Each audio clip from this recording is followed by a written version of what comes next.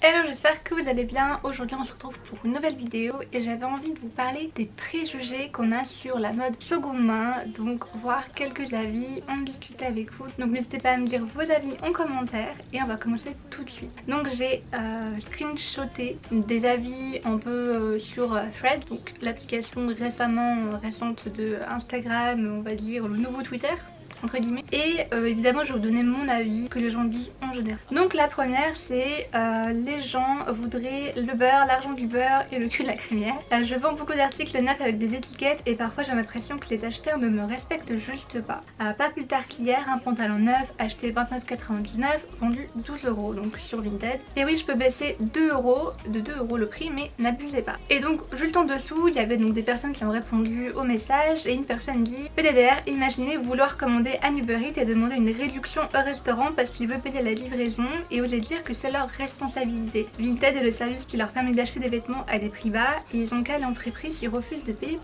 pour le service. Alors je suis tout à fait d'accord, quand on va faire les courses en magasin ou qu'on va acheter chez Zara par exemple, on va pas demander de baisser les prix sur la livraison car la livraison évidemment ça se paye et surtout au pire vous allez vous déplacer donc en boutique, mais surtout le montant de la livraison le vendeur sur Vinted ne l'encaisse pas. Donc certes on va acheter sur Vinted à moins cher qu'en magasin, mais on peut pas baisser non plus le prix de 10 € du prix que la personne affiche sur Vinted. Enfin moi je trouve ça aberrant. Moi aussi parfois je fais des petites réductions, mais c'est en gros allez 2 €, mais pas non plus 10 €. Au pire va en magasin et va l'acheter. Enfin on va dire que sur Vinted les gens veulent vraiment tout gratuitement, on va pas se le cacher. Donc au pire allez-vous le matin et allez au puce quoi. Enfin c'est plus simple et ce sera moins cher, mais ça prend du temps de prendre en photo, de mettre en ligne, de répondre aux gens. Enfin on peut pas non plus mettre tout à 2 € quoi. Donc pour rester toujours sur Vinted, une personne donc qui est un petit peu en colère dit: je vous jure j'en ai marre des gens qui font la propagande de Vinted et de Fréprix en mode arrêtez d'acheter en boutique ou sur internet et privilégiez la seconde main. Mais Sandrine, j'habite dans le trou du cul du monde, la Fréprix la plus proche de chez moi elle a 3 heures et Vinted il n'y a pas ce que je veux ni ma taille. Surtout que personne d'autre que des gens qui habitent en ville ne voudra dire mais t'as qu'à acheter en Fréprix. TG Sandrine, vraiment. Alors ok, t'as des gens, bon voilà, tout le monde peut dire son avis sur les réseaux évidemment, mais là ce que j'aimerais mettre sur le point, moi là je pourrais dire que là où j'habite vers Saint-Tropez, et il y a pratiquement pas de friperie, il y a peut-être 2 dépôts-ventes mais de luxe, et il y a une ressourcerie près de chez moi qui est là depuis même pas, je pense que ça fait 2 ans maintenant, mais avant il n'y avait rien du tout. Donc pour je crois le Emmaüs le plus proche il est au moins à 40-45 minutes de route et vraiment ça fait quand même un peu loin. Et donc après évidemment il y a internet, donc c'est sûr là l'argument disait que sur Vinted il n'y a pas ce qu'elle aime et il y a ni sa taille. Alors là bon, là je suis un peu pas d'accord parce que sur Vinted on peut trouver toujours quelque chose à son style, à son goût et surtout à son budget. C'est juste qu'il faut prendre le temps de chercher. Certes le temps tout le monde ne l'a pas et c'est vrai que c'est pénible, donc les gens choisissent la facilité d'aller en fast fashion. Mais dire que sur Vinted ou sur internet, parce que quand on dit bon acheter en ligne, on ne parle pas que de Vinted, il y a tellement de friperies en ligne, il y a tellement de solutions, il y a même eBay maintenant qui revient en force dessus, franchement pour faire des pépites. Il y a le Bon Coin. Certes oui il faudra payer les frais de livraison, mais c'est comme quand vous faites votre commande sur Zara, il faut payer les frais de livraison également, donc je vois pas c'est quoi le problème. Et en plus oui sinon tu te déplaces en magasin et tu ne râles pas sur les prix de la livraison. Pour moi je trouve que c'est les gens qui ont juste pas envie de chercher ailleurs que ce que l'on propose, donc de changer leur habitude de consommation. C'est vrai que changer du jour au lendemain c'est pas possible, il faut le faire progressivement. Même moi au début j'avais du mal à acheter en seconde main parce que j'étais un peu perdue, je savais pas où aller, j'avais fait quelques friperies mais c'était pas non plus mon truc de base et surtout ici on n'a pas, donc si c'est aller à chaque fois à Nice, à Marseille, ça fait un peu loin. Mais c'est vrai qu'après en cherchant il y a plein de friperies en ligne qui vous proposent des pépites. Certes il faut chercher, trouver vraiment ce qui vous plaît. Après la taille aussi, il faut vraiment connaître ses mensurations pour pas se tromper, car on peut pas essayer mais on peut pas non plus tout avoir dès le début. Il faut y mettre un peu du sien et après si vous souhaitez toujours acheter chez Zara, H&M, après chacun achète où il souhaite, mais c'est sûr que les vêtements vous allez les acheter beaucoup plus souvent, les renouveler beaucoup plus rapidement parce que la qualité elle est médiocre et surtout surtout la seconde main, pour moi c'est des vêtements qui sont intemporels et qui restent dans ma garde-robe pendant des années. Car quand on parle de livraison, certes oui il faut payer les livraisons, ok. Oui parfois c'est chiant de payer 5 € de livraison alors que ton article est à 2 €, ok, ça je peux concevoir. Mais en même temps si tu commandes toutes les semaines et que t'en as marre de payer 5 € de livraison, bah il faudrait peut-être se questionner et de commencer à consommer un petit peu moins et d'acheter que ce dont on a besoin, ou de répondre ses achats moins longtemps, c'est-à-dire de oui parfois je peux acheter 2 articles tous les 2 mois et après acheter seulement par nécessité, mais ne pas faire du shopping toutes les semaines sur Vinted. Donc le troisième avis c'est acheter un pull en laine à 300 € avant qu'il fasse froid. J'en ai eu un ad prétentieux qui disait que les gens fauchés n'ont qu'à apprendre à coudre, lol, ou déposer chez la couturière. Alors même la couturière on sait que ce n'est pas donné, donc c'est pas au budget de tout le monde. Mais j'ai eu aussi quelqu'un qui disait que les gens n'ont qu'à acheter uniquement en fripe, c'est hyper dans l'air du temps. Et avant oui, mais avec tous ces bourges qui s'amusent à acheter en friperie, les prix ne sont plus du tout le même. Alors certes oui, l'inflation elle touche tous les secteurs, que ce soit la mode ou l'alimentation. Donc ça on peut pas dire le contraire, mais les friperies elles ont vraiment pris, c'est sûr que c'est devenu une tendance dans l'air du temps de s'habiller seconde main, s'habiller vintage comparé aux années précédentes. Donc les prix ont augmenté parce qu'il y a beaucoup plus de demandes, comme pour n'importe quel secteur vous allez me dire. Mais surtout quand on dit friperie on généralise tout, donc friperie égale trop cher, alors que dans friperie on va dire il y a un peu le truc hiérarchique. Il y a le mot friperie, donc c'est un endroit où on peut trouver des vêtements de seconde main, mais en dessous il y a friperie, donc boutique vintage, friperie indépendante, il y a association, ressourcerie et dépôt-vente, et là il n'y a pas du tout les mêmes budgets parce que tu as des dépôts-ventes classiques, des dépôts-ventes luxe. Donc quand on compare les différentes friperies qui existent, on peut voir qu'il y en a pour tous les budgets et c'est sûr qu'il faut aller chercher et que c'est pas mis juste devant comme ça. Vous n'avez plus qu'à piocher comme dans les magasins classiques car ils font déjà une présélection, donc c'est sûr que on va pas trouver l'article qu'on souhaite acheter tout de suite. Après bon, si vous souhaitez vous mettre à la couture, pareil, ça c'est la même chose en fait dans les deux cas, il faudra toujours apprendre, ça prend du temps et que ce soit aller acheter en friperie ou commencer à coudre ou à tricoter, il faut du temps. Et après en parlant d'un article, donc sans parler de friperie mais un article 100% laine, donc en parlant que de la matière, oui il sera beaucoup plus cher qu'un article à moitié en polyester et moitié coton car c'est de la laine, c'est matière naturelle et forcément vous allez la trouver plus cher dans le commerce, mais par contre en friperie vous le trouverez évidemment moins cher, mais ça ne sera pas entre 5 et 10 € évidemment.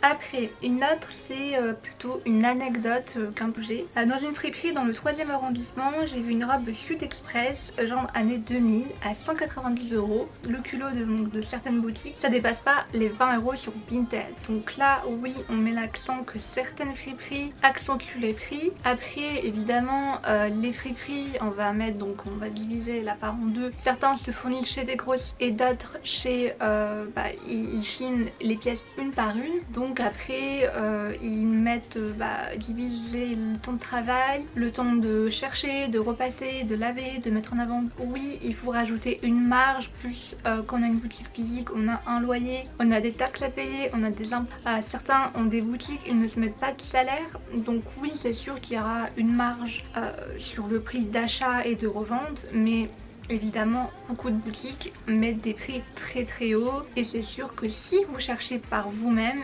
vous allez trouver forcément moins cher. Mais si vous ne voulez pas prendre ce temps de recherche, vous allez en friperie où ils ont déjà une sélection et vous allez payer un petit peu plus cher. Toujours en parlant de prix, là la personne dit: je me suis maintenant plus friperie car les prix en magasin me fatiguent. Moi la première, donc comme je vous dis, trouver par vous-même, vous allez trouver moins cher, mais ça prend du temps. Mais surtout en ressourcerie et sur Vinted, c'est sûr que ça sera moins cher. Mais par exemple là aujourd'hui je vais dans un magasin de fast fashion, je trouve un sweat par exemple, je sais pas, un sweat donc d'une marque fast fashion, donc déjà il sera pas à 100% coton, Donc il y aura moitié coton, moitié polyester et moitié je sais pas élastane par exemple. Il sera à peu près allez, entre 25 et 30 euros. Alors moi je préfère acheter des sweats parce que déjà au lavage ça dure plus longtemps que l'acrylique. Mais même à part si j'ai vraiment un réel coup de cœur et que je sais je vais acheter cette pièce 30 euros et je vais la porter pendant des années. Sinon je l'achète pas parce que je trouve qu'un sweat en fast fashion 30 euros bah c'est trop cher. Parce que déjà les personnes qui l'ont fabriqué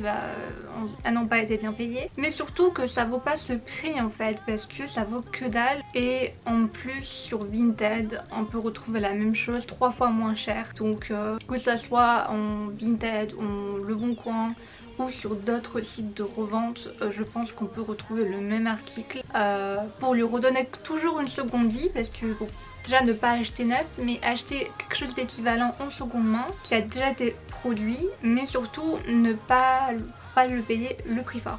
Donc moi en fait dans ma tête maintenant j'ai pris l'habitude, quand je vais en magasin je sais ce que je cherche, je sais ce que je vais acheter et si je le trouve pas bah tant pis, je vais aller le trouver en seconde main car soit je sais que je veux absolument cet article donc je vais l'acheter neuf et ça dépend de l'article si c'est un truc qui peut être porté déjà utilisé ou pas, mais sinon je vais direct en seconde main parce que je sais que je vais de sûr le trouver moins cher. Et là donc toujours en parlant de seconde main, oui pour mon B-Annette 80% de ses vêtements sont de seconde main et pour moi je m'achète très peu de vêtements mais sinon je privilégie la seconde main. J'ai une friperie pas loin de chez moi qui a un bon choix de vêtements, il y a des chaussures, je choisis du 42 donc galère à trouver et sous-vêtements que j'achète neuf. Alors après il y a le débat donc des sous-vêtements, ce qui est un petit peu plus délicat à acheter, et aussi les chaussures, beaucoup de personnes sont encore réticentes. Moi j'achète des chaussures parfois en seconde main mais je vérifie qu'ils sont en très bon état, que la semelle ne soit pas trop usée. Évidemment faut pas que ça prenne trop la forme du pied de la personne qui l'a porté.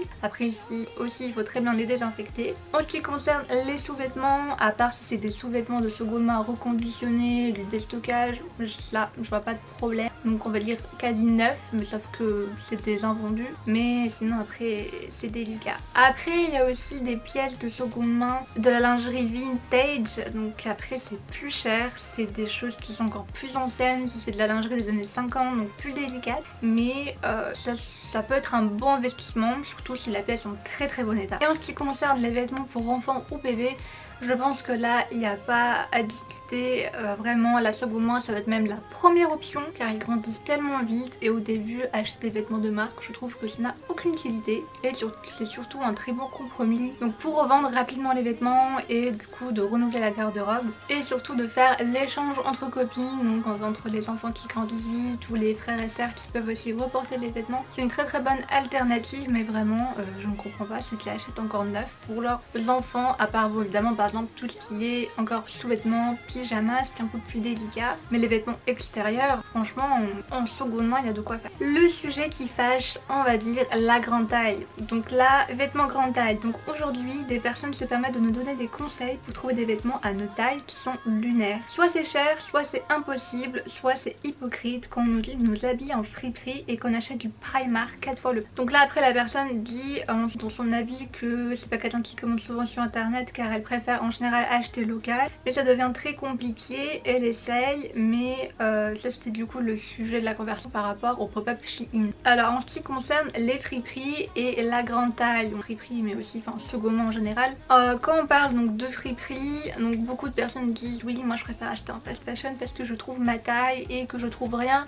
au-delà du 42 parce que 42 on va dire c'est pas une grande taille, c'est la taille moyenne des femmes en France. Donc beaucoup de marques de fast fashion s'arrêtent au 42 et ne vont pas au-delà, ce qui est compliqué, je le conçois. Mais en seconde main il y a des friperies qui sont spécialisées dans la seconde main, mais c'est vrai qu'il y en a encore très peu. Moi quand j'ai fait des recherches pour mon projet, donc en gros en vague, en large, parce que j'ai pas cherché spécialement des boutiques en grande taille pour le moment, mais en global j'en ai pas vu. Mais pour résumer, j'en ai pas vu énormément en France. On propose des sélections grande taille car en général, et il faut se le dire, les friperies achètent soit en grossi, soit chinent les pièces une par une et elles marchent souvent au coup de cœur et elles ne vont pas chiner forcément par rapport à la taille, à part si vraiment elles ont des demandes spécifiques. Mais quand on achète chez un grossiste, déjà c'est un petit peu la surprise qu'on a dans le paquet et déjà on choisit les pièces qu'on pense le plus vendre, de bonne qualité par rapport au style, mais la taille c'est vraiment au petit bonheur de la chance. C'est pas comme en fast fashion où vous avez le même article en 10 tailles différentes. Donc certes il y a quelque chose à faire à ce niveau là, mais maintenant de plus en plus de friperies jouent ce jeu et proposent des sélections de grande taille, notamment la friperie à Paris Untucked et Tucked car c'est le même propriétaire et malgré de nombreux sujets, beaucoup de friperies jouent le jeu, donc elles ont une sélection de grande taille, mais leur sélection parfois se vend difficilement, donc beaucoup tentent le coup, mais après s'ils voient qu'il n'y a pas de bah évidemment ils vont se concentrer sur des tailles plus communes. En tout cas j'espère que cette vidéo vous a plu, n'hésitez pas à me dire vos avis en commentaire, si vous avez d'autres préjugés que vous souhaitez partager, et j'espère qu'on se retrouve très bientôt sur ma chaîne pour d'autres nouvelles vidéos. Bye.